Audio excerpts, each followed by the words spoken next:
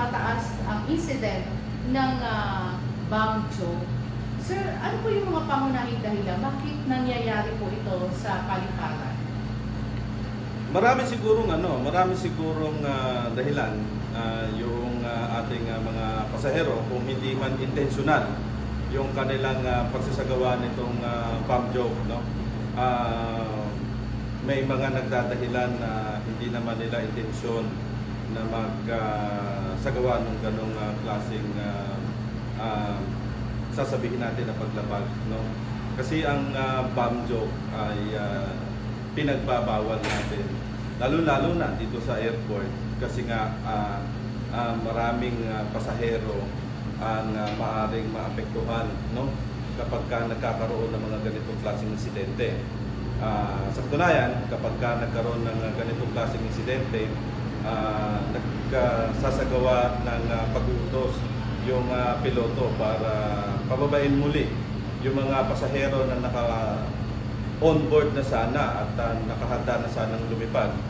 At magsasagawa naman ng paneling operation yung ating aviation security and canine unit para i-panel yung mga bagahe, para masiguro na wala na nakalusot na mga eksplosibo and other incendiary material doon sa loob ng aeroplano.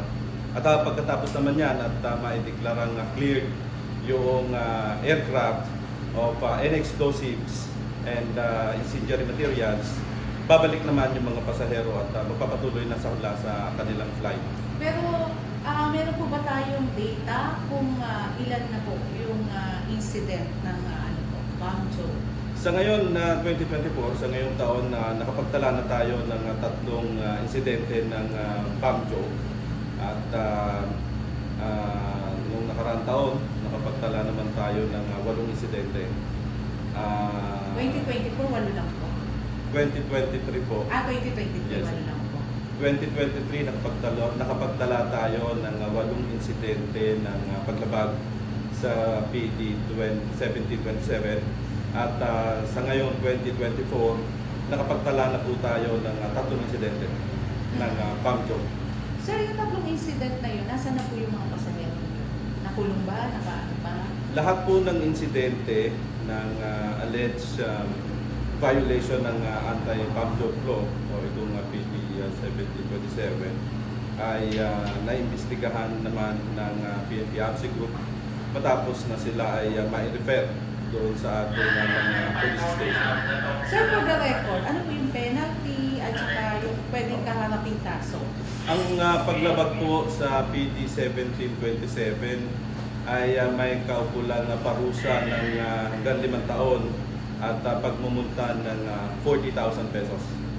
At the same time, meron po bang gagawin pagbaba ng mga airlines sa mga pasahero na nakasuhan ng ganung incident?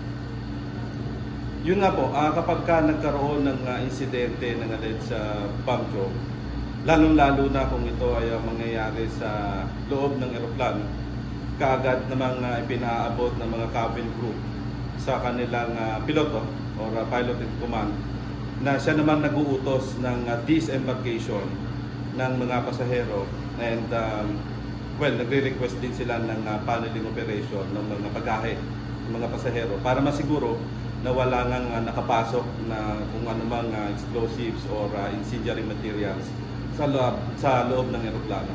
Sir,